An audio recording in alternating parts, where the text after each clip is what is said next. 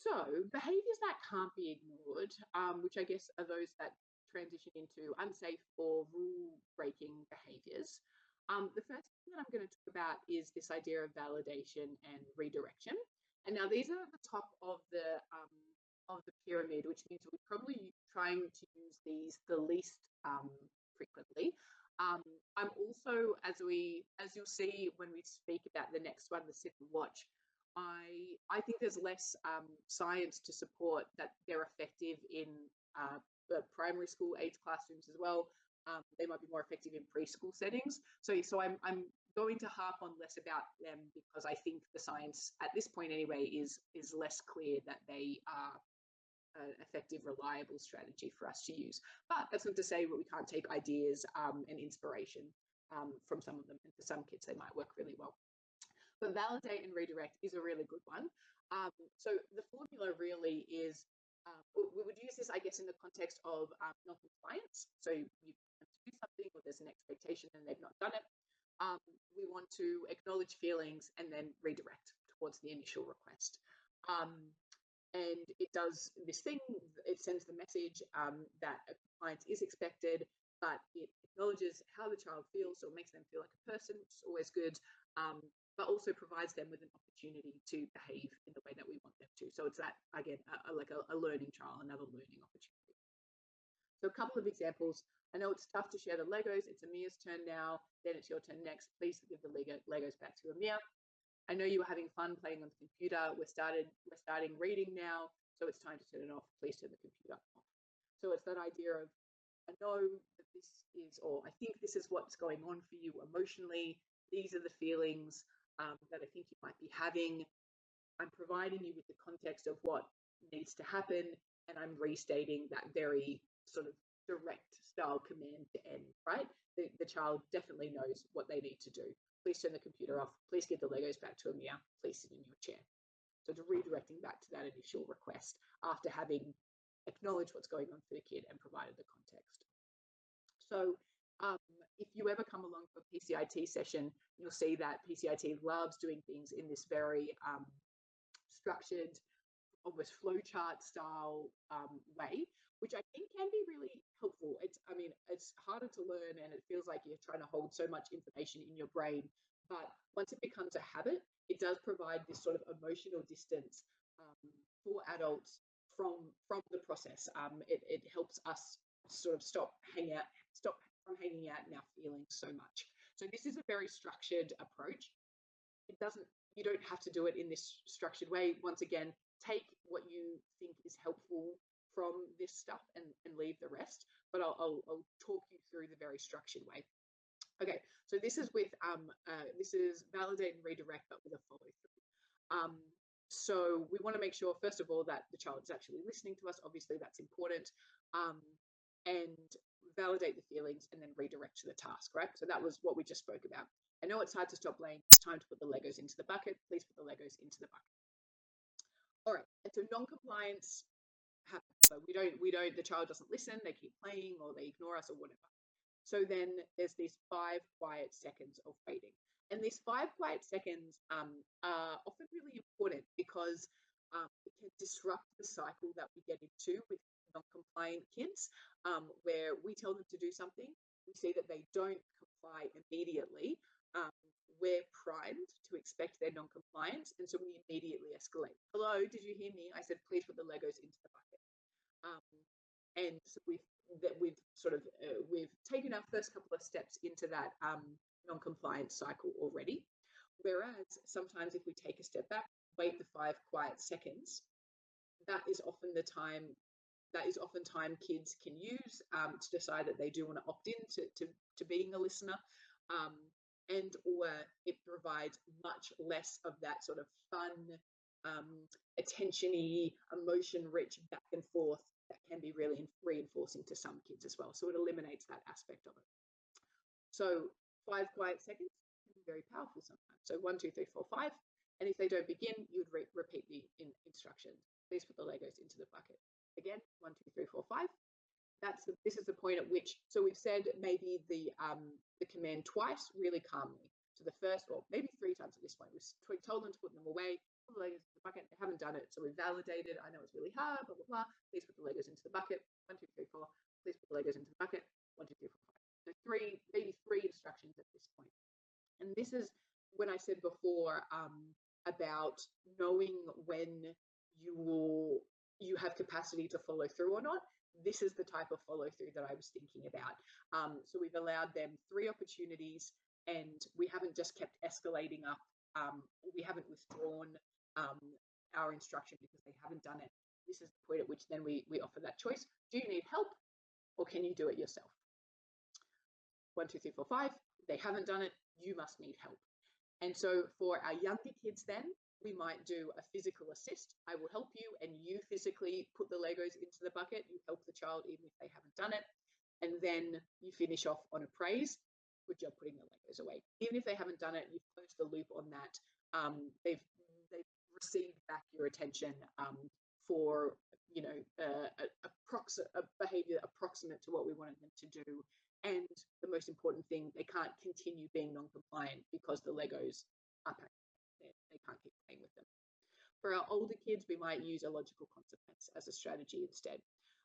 So you must help, and then you physically still do it, but you also provide that logical consequence. As soon as you put the Legos away, you can go out to lunch, or if you don't put the Legos away, you won't be allowed to play with them tomorrow. That logical consequence, because the consequence is logically related to what the behavior you want them to be doing is, right? So it makes sense. If you don't put them away now, you won't play with them tomorrow. That's that logical consequence. And then you would enforce that as well, because you didn't put the Legos away. You won't be allowed to play with them tomorrow. So that's the follow through.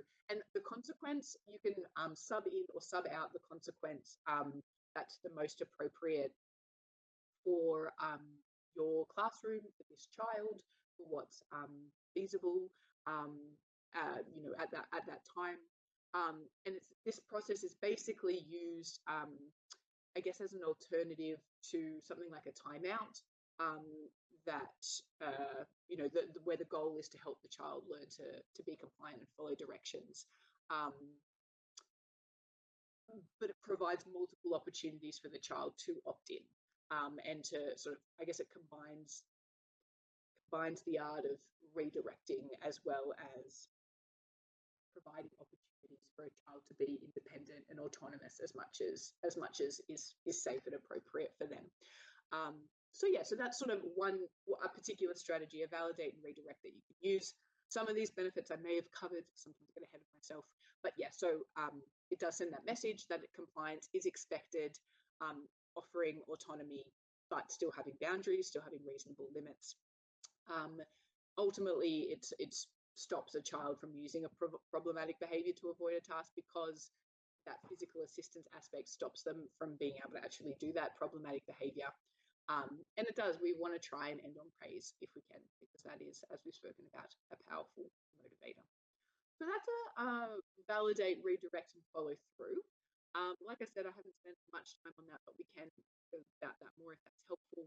And then the last thing I'll talk about is this sit and watch time, which I always include, even though I don't think that the science is as strong for this as it is for the other strategies. I always want to put it in here because we're doing this workshop in the context of having some of your children possibly go through the PCIT process. And what happens in PCIT is that we do the first phase of treatment is all about relationship building. So all of the stuff that I taught you about, the pride skills and play ignoring, trying to increase behaviors we want to see and reduce our attention to behaviors we don't want to see.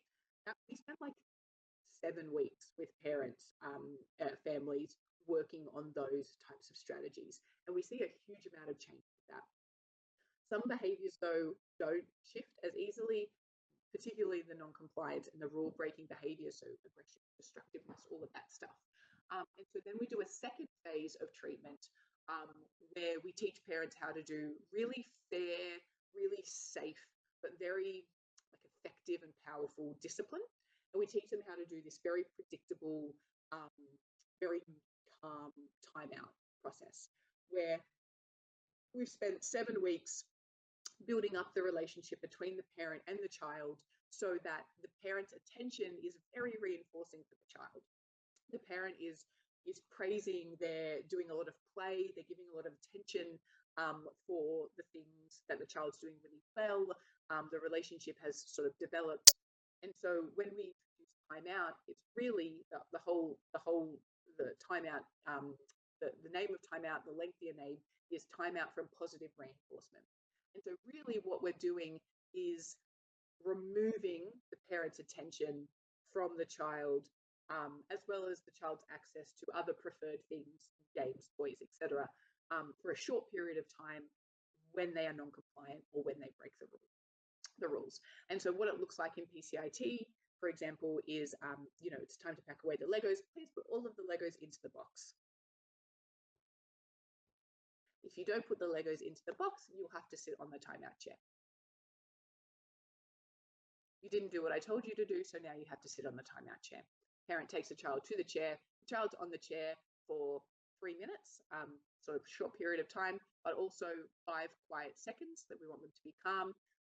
Say they stay on the chair, which doesn't always happen, but we can talk about that if you want. But say they stay on the chair, the parent then approaches them and says, "You're sitting quietly on the chair. Are you ready to put the Legos into the box?"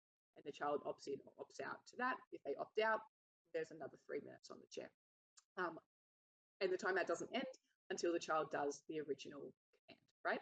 And so I think that's often a point of difference between the way we teach parents how to do timeout and the way they've done it in the past, is because a lot of kids use timeout to escape or delay or avoid completely doing what they've been told to do, right? And that doesn't make timeout powerful. It makes it sort of quite ineffective. So what the message that I try to send to parents is that if you're using a timeout, you need to make sure that the timeout doesn't inadvertently reinforce the behavior you want to eliminate. If it's a compliance thing, the child should always come back and do some element of the thing that they've been told to do, because then they learn that not only do they have to sit in the chair for 3 minutes and it's really boring and no one speaks to me, but I also have to come and do the thing anyway. So I wanted to provide that. Oh my God, like we spend so long explaining that to parents, and I've explained it in about 3 minutes to you, but just to give you a bit of a foundation. And so what I'm going to talk to you about next, this sit and watch, is a version of that, which is, while you see on the next slide, it's like quite complicated. I think the point at which this breaks down, though, is that parents, even though we make it super safe and very calm and not angry, parents are allowed to pick up their child and put them on a chair. Parents are allowed to put their child into a room. We would never condone any sort of physical discipline whatsoever, but they are allowed to do that. Whereas at school, we obviously aren't in a position where we can, keep taking a child back and putting their bottom onto a chair, right? We're not allowed to manhandle kids. So that sort of puts a limit, I guess, on what we're able to do with this, but I'll talk through the strategy anyway, in case there are some ideas you can take from it. Okay, so this is so the idea is, and I'll sort of talk you through more on the next slide, what the process is. But the idea is sit and watch goes for 1 minute and 5 quiet seconds on a chair. So I'll talk about this on the next slide, but basically a child might go to sit and watch time because they've been non-compliant or they've broken some sort of school rule that they're not allowed to. So they've said, okay, it's sit and watch time. And they're expected to sit on a chair for 1 minute, but plus 5 quiet, calm seconds.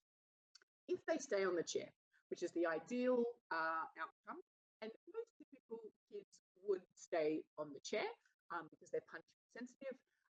What would happen after that, after they've served their time, so to speak, is they're invited back to the activity if they agree to, like I said, comply with the original command, or do some sort of reparative work for breaking the rule. If they've been aggressive, they might apologize.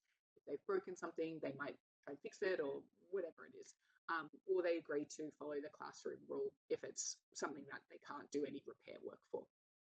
So that's the ideal. That's if, sit and watch has gone perfectly. But some children don't stay on the chair. So there's this process where if they get off the chair once or a second time, they're returned to the chair and the time is restarted, right? So say they've sat on the chair for 40 minutes and then they've gotten up, they've guided back to the chair and they have to sit on there for another 1 minute. If this happens, and then, what would eventually happen is that they would stay on for 1 minute, 5 quiet seconds, and then do the same thing. They're invited back if they agree to do these things. If they get off the chair a third time, this is what the process says, that then they're sent to this backup procedure of a reset time. So in PCIT version of timeout we do with parents, we use this backup procedure where the child is expected to sit on the chair, but if they get off the chair, then they have to stand in a sort of a room by themselves, the backup room, for like a short period of time, a minute. And that's basically a teaching tool, teaches them to stay on the chair. And so the equivalent in this would be this reset time, which is a second chair further away from the activity, and they have to sit on it for longer. If they stay on the reset chair, then they're returned to the original sit and watch chair. But if they get off the chair, then they return to the reset chair and the time's restarted. And this is where I think you probably can understand some of my concerns. In a preschool where the kids are little, a bit more punishment sensitive, this might work. But I'm thinking of some of my year 2 kids, those 8-year-olds who are big and strong, and they're going to refuse to sit on the chair, potentially, no matter how many times you take it back. So for some kids, this might not be appropriate, but I wanted to present it to you anyway, in case there are some classrooms where this might be a helpful strategy and it's there as an option.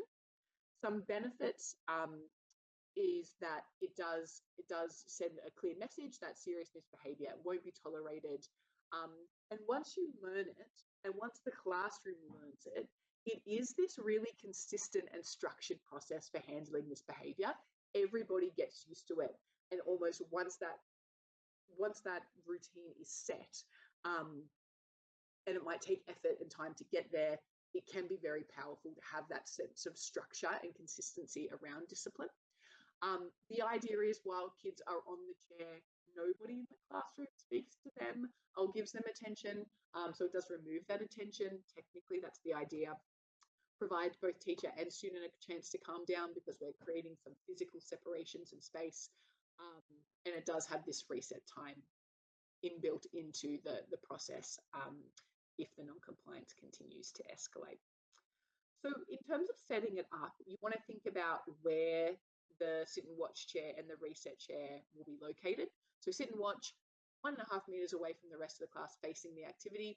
Reset chair, like I said, is further away, boring area of the classroom, free of distractions, away from objects that can be thrown, because that sometimes happens. And the length of time as well, sit and watch is 1 minute plus 5 quiet seconds, reset is 3 minutes plus 5 quiet seconds, but these times aren't set in stone. You can adjust them for age and development. The most important thing, though, is that it's the teacher who decides when timeout ends, when sit and watch ends, and not the child. So it's not when you're ready to apologize. It's not when you've calmed down. It's when the teacher comes over and says, you've sat quietly on the chair. Are you ready to, I don't know, apologize to Ashley? Are you ready to put the Legos away? Are you ready to, keep your hands to yourself? Whatever it is. So that's really important as well.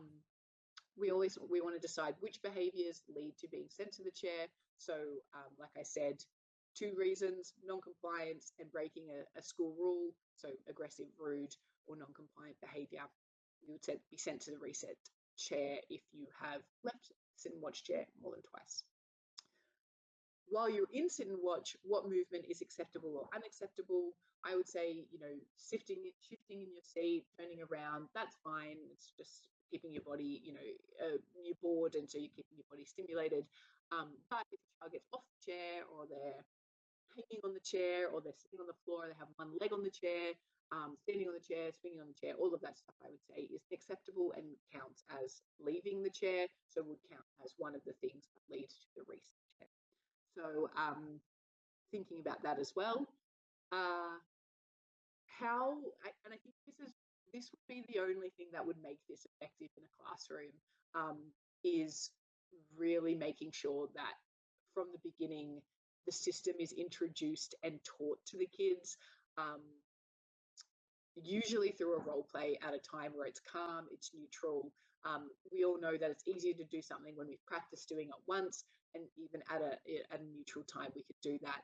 We would run through the sequence and remember to state explicitly what the child should be doing while they're in the chair, what behaviour has resulted in the chair, and what the other students should be doing while a child is in sit and watch, um, which is basically sort of using that planned ignoring approach as well. That's a really important part of it. So that's sit and watch. There are a couple of potential problems and troubleshooting ideas here. Um, but like I said, take what you want from that, leave the rest, how feasible it is in your classroom. It might be something you choose to set up at the start of the year and it rolls really well, but it might not be feasible. So yes, I will leave that with you